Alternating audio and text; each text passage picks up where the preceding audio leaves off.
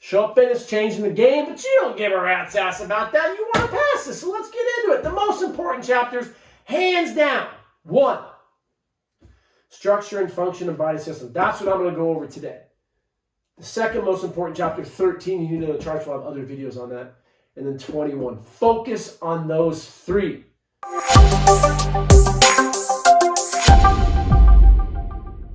Howdy y'all, your favorite trainer with a belt buckle. Today we're going to help you pass the CSCS 4th edition. You want to become an elite strength coach, you got to get the CSCS. We have a 100% success rate for those that go through the Up Fitness CPT. I'm the trainer who wrote the book, How to Become a Successful Personal Trainer. Our calls Monday and Thursday at 2 p.m. Barack and I teach this stuff. We will get you to pass it. We also have professors and dietitians. We can help you get through this. But most importantly, don't waste what everyone says, 6 months studying. What? No, don't do that. Don't you dare. Time is money. And when you think about the elephant, and think about this for a second, it's a textbook. You're reading a textbook. When do you get asked questions? Who's the professor you're going to talk to? Do you get observed movement? That's how you deadlift. Can I try it now? No. It's a piece of paper. Get it as fast as you can. We had one of our CPTs take this, passed it in 6 weeks because she focused on our guide. Didn't even go through the textbook. Focus on what's important to pass. In our experience, we've helped a lot of people pass this. It's about the fundamentals, and that's what we'll review today. Get into guided supervision. Work with people where you want to go. If you want to be a strength coach working with football players, find a strength and conditioning expert who works with football players. And do anything and everything. As I interviewed Dr. Galpin, what's the key to success, Doc? He said, the answer is always yes. They say be there at 4, get there at 3. They say bring coffee, bring them coffee. You got to get there at 5 and leave at 10. That's fine. I'll sleep in my car. The answer is always yes. We interview strength coaches part of our program. We get more in depth in the textbook as well, because the textbook focuses mainly on football, cross country, basketball, soccer a little bit. What about all the other crazy sports out there? Awesome sports. So we've helped people volleyball. We've helped people with track, triple jump, shot put. But then the more unique ones, horseback riding, skateboarding, we help you design programs in our program. SUF Fitness changing the game, but you don't give a rat's ass about that. You want to pass this, so let's get into it. The most important chapters, hands down. 1, structure and function of body system. That's what I'm going to go over today. The second most important chapter, 13, you need to know the charts. We'll have other videos on that. And then 21, focus on those 3. Again, we've helped people pass the CSCS with just our guide. Check that out. It's in the section below. All right, chapter 1, structure and function of bodily systems. In my opinion, I feel like a lot of people fail this because they don't have a really sound foundation of the fundamentals of movement and physiology. When people reach out, I failed, take a look at their little report card. You don't know what questions you missed. You just have a percentage. But then when I go through basics, what point of motion is a chin-up in? Frontal. Okay, what about a push-up? Sagittal. Multiplanar. What's happening at the humerus? What do you mean? What's the concentric action of the humerus in a push-up? I don't know. And so when you look at the biomechanics, so on page 3, looking at the skeleton, sure, you got to know axial, appendicular, 206 bones, humerus is there. But concentrically, what is happening when you do a push-up? Typically, that's when you want to breathe out. But your humerus is horizontally adducting. Horizontal means transverse. Your elbow is extending. So a push-up, a bench press will be multiplanar, transverse and sagittal. A chin-up, here we have elbow flexion, biceps. You have your lats working at the humerus with extension. Understanding the scapular rhythms when you do a pull-up versus a chin-up. Downward rotation, upward rotation with a military press. Upward rotation, upper trap, lower trap, serratus, that force couple is helping with that movement. So when you look at those fundamentals, agonists, sinners, and stabilizers, people who I've quizzed, they're not even close. So I wonder how you're doing on a question which you think you know, chin-ups, frontal, but you missed it. So really get into the fundamentals. know your biomechanics, which is another chapter, but I'm a big believer in looking at the fundamentals of movement, which starts with anatomy.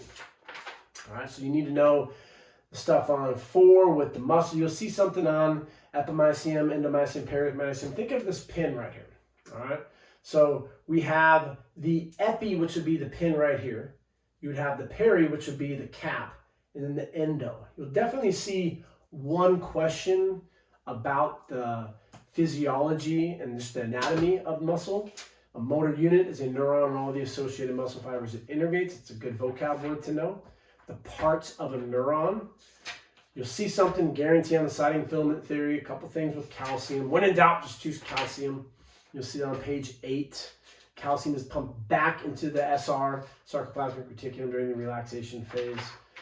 Know your type 1 and type 2 muscle fibers. So a sprinter is predominantly more type 2. Marathon runner looks like more type 1. Know the differences. One's going to have more oxygen, which would be type 1, also referred to as slow twitch. Fast twitch is less oxygen. That will be a more white characteristic, whereas the red is going to signify blood flow. So you can see the type of athletes, and they're predominantly which one or 2. Remember, there's more than just 2 fiber types. There's subvariants. Just like this is white, this is white, this is white, but they're different shades. So within type 2, there's different shades. There's a good chart in the book that goes over the 7 variations. Heart, you won't need to know much. You're just basic anatomy. Atriums, whole ventricles, pump. They won't ask you too much. Maybe something on 14 with arteries and arterioles. Nothing crazy. The vocab words that you need to know. Definitely know the difference between A-band and acetylcholine. We have Professor Chaliwa. He hops on and he breaks down all the real advanced physiology. I'm not a professor. I can help you with most of this stuff. When it comes to psychology, Brock takes care of that. When it comes to nutrition, we have a dietitian. When it comes to the more advanced physiology stuff, Doc comes in and explains it to you. We have a couple of videos. They're recorded, so you can watch those on the platform. So definitely know the difference between your A-band, your acetylcholine, appendicular, axial. Know depolarization, different, systolic, diastolic. Your parts of the muscle, which I said earlier, endo, epi, peri, and your H zone and I zone. Your ECG with the QRS wave is important as well. Study questions. If you don't have the textbook, these are actually kind of bad because they're not like the test. The test is going to have 3 answers. So when it says which of the following substances regulates muscle actions, they give you 4 answers: potassium, calcium, troponin, and tropomyosin. You wouldn't see that. It would be calcium, troponin, or tropomyosin. You get 3. The answer for that would be calcium. Which of the following substances acts at the neuromuscular junction to excite the muscle fiber of a motor unit? It would be ACH or acetylcholine. When throwing a baseball, an athlete's arm is rapidly stretched just before throwing the ball. Which of the following structures detects the response to the stretch by reflexively increasing muscle activity? That's going to be a mechanoreceptor, the GTO, Golgi tendon organ. Muscle spindle is sensitive to stretch. And then you have heart question. SA node is going to be anything that's making reference to the electrical component. That's going to be SA node. And then you have the QRS question down here, which will be 2 and 4, looking at repolarization of the atrium as well as depolarization of the ventricle. And that's the following part of the QRS. So let's take a look at some questions that you can see on our guide. So you won't find these anywhere else. These are good guesstimations of what you would see on the CSCS exam. So while landing from a box drop, the athlete noticeably shifts their weight to their landing side. What do you think this is a result of? Weakness in A, the glute medius, B, IT band syndrome, or C, weak VMO. VMO is your vastus medialis oblique. It's one of your quad muscles. That's the medial quad muscle.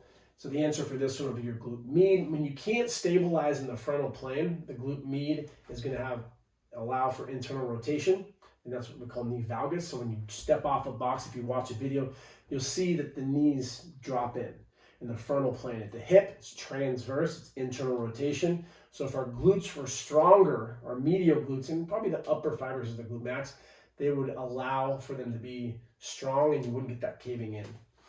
Answer on that would be weak glute med.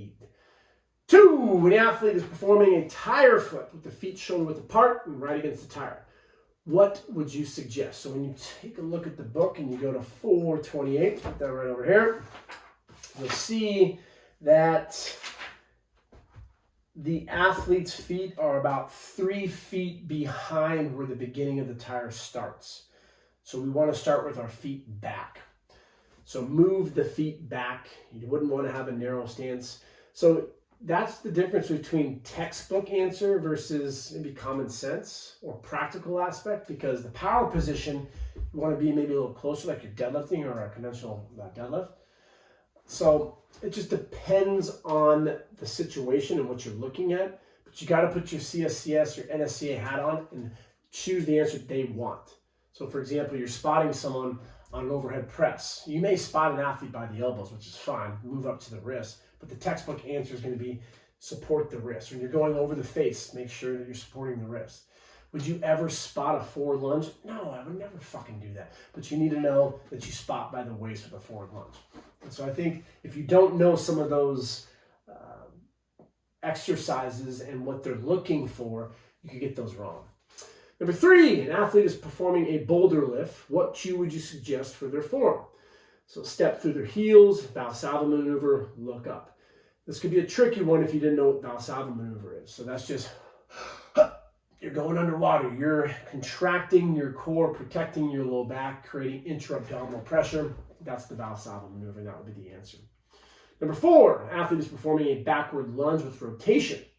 The athlete is recovering from a back injury and is supposed to perform this exercise.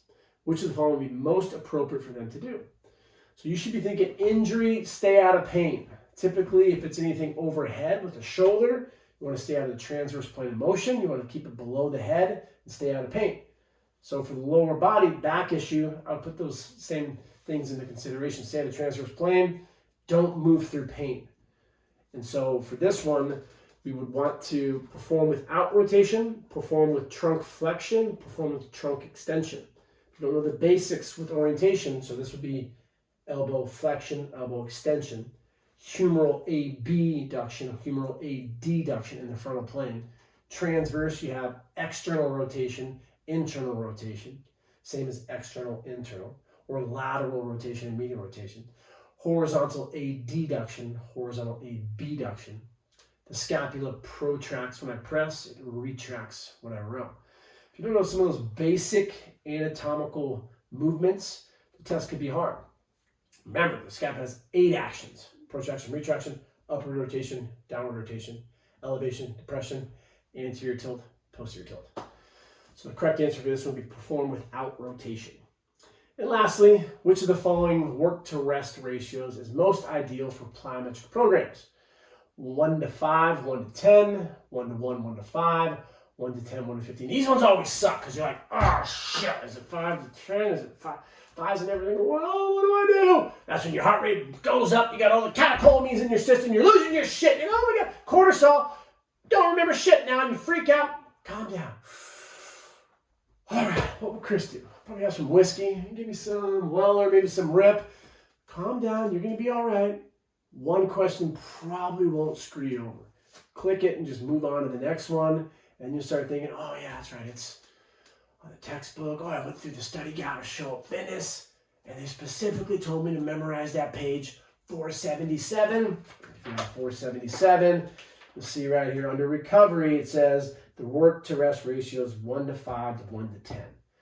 So just like with your beginner plyometrics, this table's going to know. So beginners 80 to 100, intermediate 100 to 120, advanced 120 to 140. Most importantly, if you fail this, you're not a terrible person. You got to ask the question, where do you want to work? If you want to work with athletes, do you need your CSCS? It always depends. If you know the right people, you can get into that company and probably you wouldn't even need to get it. In some circumstances, we have a strength coach from Clemson right now. He was brought on the football team. He's like the 5th strength coach. And it's all requisite on if he gets his CSCS. So he has to get it. We have a call with Coach Ram, the strength coach for the Kansas Jayhawks. Listen to those calls because it's important to pass this stuff. But as he said, he's like, it's about buying. I'm not telling my clients about the sliding film and Thur and all this crazy shit. Like, if you can't relate to your athletes, You can be a dorky ass dude. Oh, let me tell you how to do a power clean with the hook grip. And it's like, dude, shut the hell up. Let's talk about, normal shit. If you can't relate to your athletes, you're gonna get no buy-in. You're not gonna stick around with the team. So the test is important to a certain degree. I challenge you to be reaching out to strength coaches and getting an internship opportunity while you're studying for it. We can get you to pass it in 2 months with our guide and our online classes. If you want to become a strength coach, we can get you to do it in 2 months. It's all about showing up. Help, Buckle Trainer. Check it out. Have a great day, y'all.